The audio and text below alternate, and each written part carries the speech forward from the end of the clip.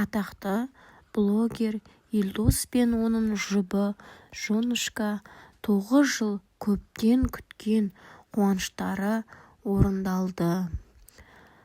Олардың ұлдары 12-сі, 11-і, 25-ші жылы ұлдары дүниеге келді. Блогер өз парақшасында «Қош келдің ұлым, Алланың қалауымен, халықтың тілеуімен өмірге келдің ғой, халықтың ұлы бол, ұзақ, мәнді ғұмыр кеш, мен бақыттымын» деп хабарлайды атақты блогер Елдос өз парақшасында. Қалай? Дәу папа дейін деп екінші папасы болған қандай, жақсы ма? Күшті ма? Қанаяқта мен мамасы? Екінші мамасы. Мені? Құтты болсын. Сендердің балаларың ғой? Үлкен азамат қылып өссін. Қуатты жігіт болсын. Аумин, аумин. Құдай қаласы. Мына өзінше жүр. Жылап. Олсын гүлдер келіп атыр. Енді масқара. Маяқта гүл отыр. Мен сияқты гүлдер бар ма маяқта кісіге? Міне тағы да. Міне гүлдер. Міне. Мінекей. Мына жақта бір гүл жатыр. Міне.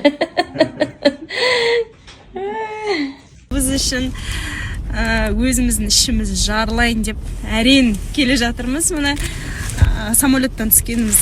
Қазір гүлімізді құшақтап мамаға қарай ұшып бара жатырмыз. Мама үйде жалғыз. Мына жерде балалар ұйықтап отыр. Алдымда Дами, артта міне Омарта ұйықтап отыр. Ал, бау берік болсын. Елдар. Бау берік болсын. Аллаға шүкір, осы күнге жеттік.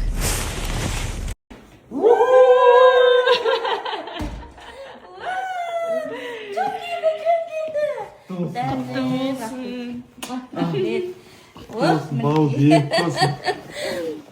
Қалайсыңдар? Жеңгеміз ағамызға ұл сыйлады, ал біз жеңгемізге гүл сыйлайын деп баратырмыз. Құтты болсын қазақ елі, сүйінші қазақ елі, бізге де жұғысты болсын қазақ елі, сол күнге бірге жеттікші қазақ елі. Тұрмыз жеңгемізге. 5 центті осы жерден шығарамыздан. Главный. Аман есен. Ал әні мені деп уже Астанадан да үйге қайтып бара жатырмыз. Аэропорттың осындай күшті, барлық нені өтесін. Паспортный контроль барлығын өтіп болғаннан кейін отырып, асықпай, вылетқа дейін. Әдетіміз бар. Именно осы моменті күшті. Самолетқа дейін. Чай ішмеміз, балалар ұйықтап жатыр, біреуі мына жақта, екіншісі мына жақта. Үйге қайтамыз. Қас болсын. Мақтаған емес, жігіттер түнмен жұмыс істеп жатыр. Түнмен үйге доставкаға бір нәрсе келіпті. Мына доставка, мына жақтан доставканы қараңыздар. Бұл не нәрсе екен, қазір шамалдан кейін мен сіздерге көрсетемін. Өйткені бір мықты доставка келді маған бүгін. Не доставка деп ойлайсыздар? Қазір шамалдан көрсетіп сіздерге. Сәл сабырсыздар. Маған иісін айта алмаймын енді бар ғой. Иісі деген прям бұрқырап тұр. Жаңа көп оқырмандарына не деп ойлайсыздар деп сұрадым. Көбісі дұрыс тауыпты. Ол әрине бір астау балық қой ағайын, балық.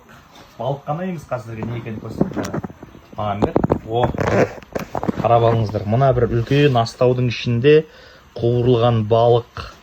Ошу мына жақта қараңыздар, чикенімен, соустарымен, және де мында фри бар, картофельный дольки бар, ошым сырный нелер бар. В общем, бәрі бар, короче. Және қасаманда бір кола, сосын мынадай ішінде пиязмен, жалпы лимиттер балықтың дәмін татып көріп жатыр. Міне жаңа келген сетіміздің уже біраз нұрып тастадық. Қалай? Дәм айөт. Ұнады ма балық? Мощный. Айта алмадым дәмін. Бұндай қуырылған балық Жаркентте жоқ қой, негізі бар ма еле? Жаркентте бірен саран балықтар бар ашылған. Бірақ бұндай емес дәмі. Мынаның дәмі ерекше ме екен? Дәм бөлек, иә.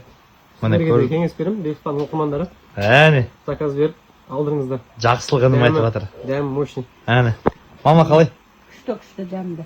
Сіз өзіңіз қалап жүрген балық па екен? Иә. Не дейсіз оқырмандарыма? Алыңыздар, заказ беріп алыңыздар, өте дәмді балық. Әне.